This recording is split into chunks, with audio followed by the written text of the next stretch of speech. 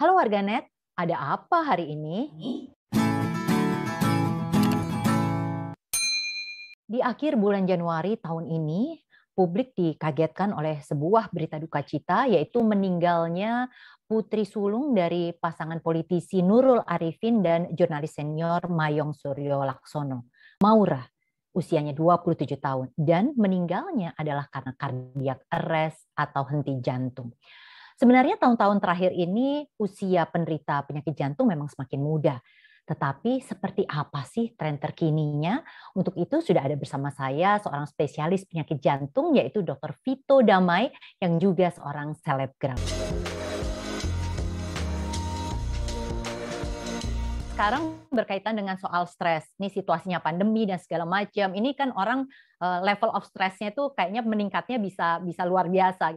Apakah stres ini menjadi salah satu penyebab utama saat ini, terutama di kalangan muda, sehingga orang bisa mengalami serangan jantung?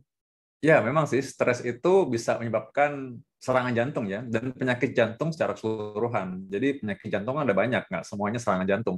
Memang karena serangan jantung adalah mungkin yang paling terkenal dan yang mematikan, jadi sehingga orang selalu arahnya serangan jantung. Tapi benar memang, stres ini bisa memicu serangan jantung lewat berbagai jalur nih. Nah, dua jalur yang utama, jalur cepat dan jalur lambat. Jalur lambat dulu ya. Jalur lambat itu melalui perubahan pola hidup. Orang yang stres, ya orang udah tahu lah, pasti mungkin manajemen stresnya belum tentu sama. Sehingga ada orang yang cenderung stres, dia menyendiri, makan banyak, belanja banyak, nonton TV banyak, Netflix mungkin sekarang nontonnya, lalu nonton YouTube banyak, sehingga kebanyakan tidak menyalurkan untuk gerak badan atau olahraga. Nah, yang lain-lain lagi, orang stres mungkin akhirnya merokok banyak.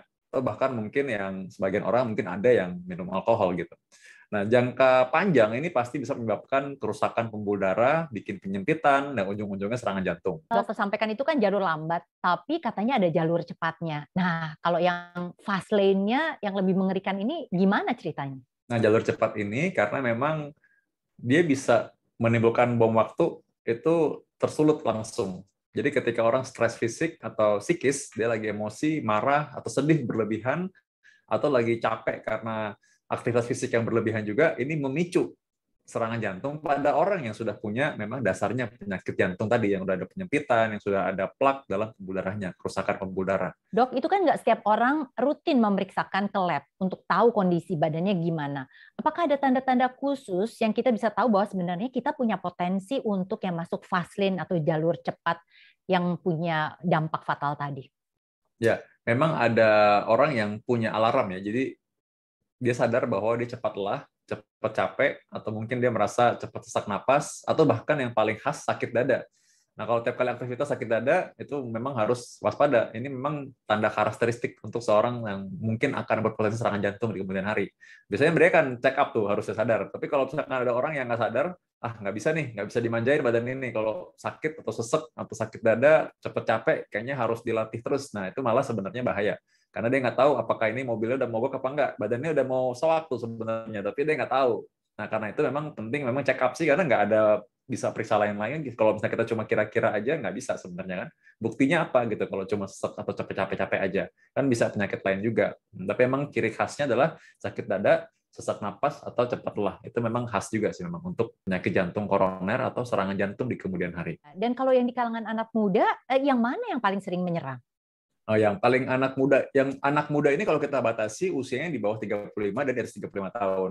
Kalau di bawah 35 tahun itu biasanya adalah penyakit jantung struktural, artinya anatomis ya, dan juga aritmia atau korslet jantung. Aritmia itu artinya gangguan listrik jantung gitu. Nah, lalu ada lagi namanya penyakit jantung bawaan.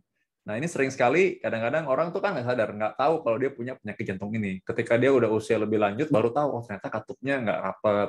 Ternyata dia punya aritmia atau gangguan listrik jantung, makanya suka pingsan-pingsan. Nah, walaupun demikian, memang sekian persen masih ada juga orang di bawah 35 tahun yang memang karena serangan jantung. Pola hidup itu paling sering sih. Merokok, kolesterol tinggi, diabetes. Karena itu, American Heart Association menganjurkan seorang yang usia 20 tahun harusnya sudah pernah check up jantung. Kalau normal, cek lagi 5 tahun lagi. Nah, masalahnya ada orang sampai usia 40 tahun, 50 tahun, mungkin nggak pernah cek jantung sama sekali. Jadi nggak pernah tahu dia punya masalah apa enggak. Ketika ketahuan, masuk ke rumah sakit. Jadi udah langsung benar-benar turun mesin gitu, baru ketahuan kalau punya masalah. Nah, warganet, jadi sebenarnya menjaga heart, Bukan hati kita ya, tapi jantung kita supaya tetap sehat dan bisa terus baik di segala usia, itu memang ada tipsnya tersendiri. Bagaimana caranya? Yuk simak wawancara bagian kedua saya dengan Dr. Vito Damai.